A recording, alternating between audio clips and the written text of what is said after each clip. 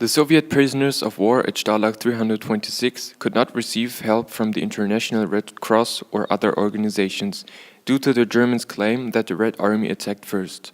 A lot of Soviet prisoners had to suffer from hunger as a consequence.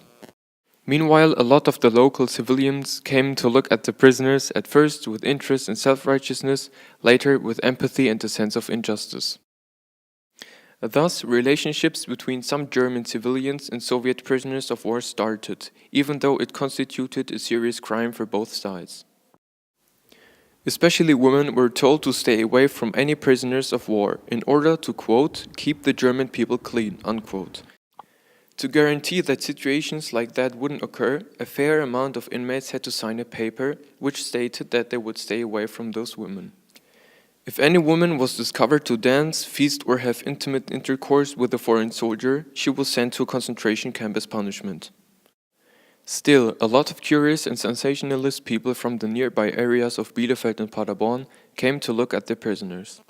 Some school classes even made trips to the Stalag to look at the, quote, lower Soviet beings and uncultured swine, unquote, who were said to be beneath Germans by the Nazi propaganda.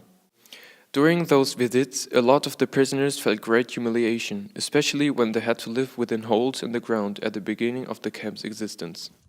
In order to keep up the racist propaganda of Soviet prisoners being, as the Nazis claimed, lower beings, the Nazis prohibited any contact between the German inhabitants and the Soviet inmates. But some Germans felt ashamed and wanted to help the Soviet prisoners as they seemed to suffer more and more.